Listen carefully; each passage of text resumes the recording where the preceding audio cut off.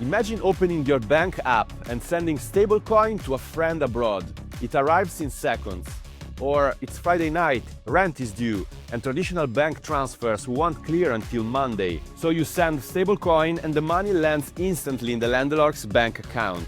This isn't science fiction, it's the financial future America is stepping into, thanks to the Genius Act. For the very first time, it gives federal recognition and regulation to stablecoins, the digital dollars fueling much of today's crypto economy. This is really the beginning of a financial revolution here in America. With the passing of this, we've got crypto stablecoins now that can be built right here in America to make every payment fast, cheap, and more global. The president was able to achieve one of the most important changes in the legal framework in the United States to allow the creation and safely usage of stablecoins. This law could redefine how money moves not only in the US, but across the global financial system. So what's actually in the law? What does it mean for the future of digital finance? And which crypto assets besides stablecoins are likely to benefit? Let's break it down. As always, this video is for educational purposes only and does not constitute financial advice.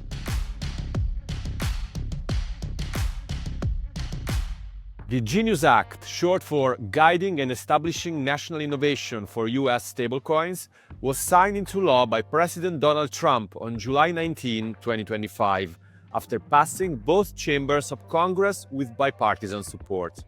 It creates the first ever federal framework for issuing and using stablecoins in the US market. So what does the Genius Act actually require? First, only licensed banks or federally approved financial institutions are allowed to issue stablecoins. Second, every stablecoin must be backed one-to-one by US dollars, demand deposits, or short-term treasury bills. Issuers must also be transparent. That means publishing monthly reserve reports, undergoing independent audits, and reporting regularly to regulators. Oversight is split between two key agencies. The Federal Reserve oversees bank-issued stablecoins, and the Office of the Comptroller of the Currency, or OCC, handles large non-bank issuers, especially those managing over $10 billion in circulation. Before, as with many aspects of the crypto space, there's just been a patchwork. Oftentimes it's dealing with different US regulatory agencies that you may not even necessarily know who to go to. Now what you have is stablecoin issuers under certain conditions can simply apply directly with the federal government to issue stablecoins, and they can get regulated in that way. So what does that mean in practice?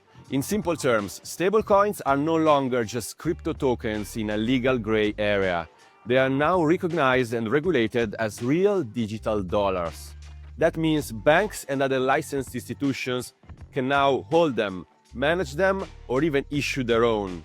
And that is a game changer. Stablecoins transfer actual value instantly, on-chain, 24/7, anywhere in the world. Cross-border payments, which typically take days and come with high costs, can settle in seconds for just a fraction of the price. If they're marketing this to their customers as a cheaper solution, then you'd have the Bank of America stablecoin to send its partner banks, potentially. And now that the Genius Act has given stablecoins a clear legal green light, big players are jumping in. The CEO of Western Union recently confirmed that the company is exploring stablecoin-powered payments inside its global wallet. Anytime you can move money faster across borders is going to be good for Western Union and good for Western Union's customers. And then for many of our customers around the world, a stablecoin presents a store of value that's tough to achieve in their country. So offering stablecoin as a store of value to our customers is going to be an opportunity. Coinbase CEO Brian Armstrong expects Fortune 500 companies to adopt stablecoins as payment rails. This is a big opportunity for us. It's a TAM expansion for our business, and we think that we can provide these wallets and payment APIs for really, the whole financial system and every company eventually. In short, this law doesn't just legitimize stablecoins, it paves the way for mass adoption by the largest businesses in the US. This isn't just big news for stablecoins, it's a major shift for all of crypto. Stablecoins are the gateway to the broader digital asset ecosystem, from Bitcoin and Ethereum to DeFi and NFTs. They are how most users first access the space, transfer funds, and manage volatility. Now that legal clarity is in place, adoption is poised to accelerate from retail to institutions. Ethereum is central to this shift. As the leading network for stablecoins and tokenized assets, ETH has gained momentum amid growing institutional demand. While ETH was already rallying before the Genius Act passed, the added regulatory clarity is boosting confidence. Ethereum ETFs are seeing record inflows, and firms like BlackRock are accumulating ETH to support tokenization, settlements, and on-chain financial infrastructure. XRP is also gaining traction. Ripple's new stablecoin, RLUSD, is fully regulated and issued directly on the XRP ledger, making it one of the few stablecoins already Genius compliant. That positions Ripple to compete directly with USDC and PayPal USD as a US-backed liquidity provider. That being said, since RLUSD burns a small amount of XRP per transaction, analysts say the effect on price will likely be modest due to XRP's large circulating supply. But the impact of the Genius Act goes beyond crypto. Because many of these stablecoins are backed by US treasuries, their reserves could soon become a major source of demand for US debt, helping reinforce the dollar's global dominance in a blockchain-driven economy. But not everyone is celebrating the law's passage.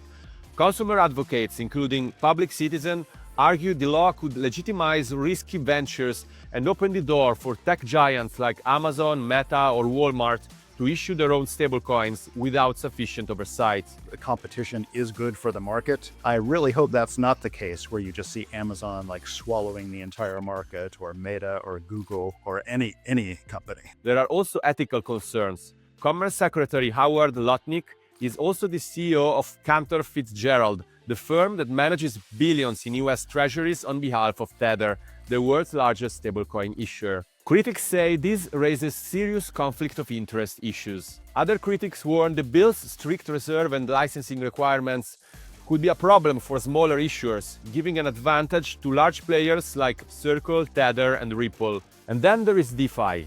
The Genius Act doesn't address decentralized finance at all, leaving a major gray area for protocols that rely on stablecoins. Despite the concerns and limitations, the Genius Act is undeniably a milestone.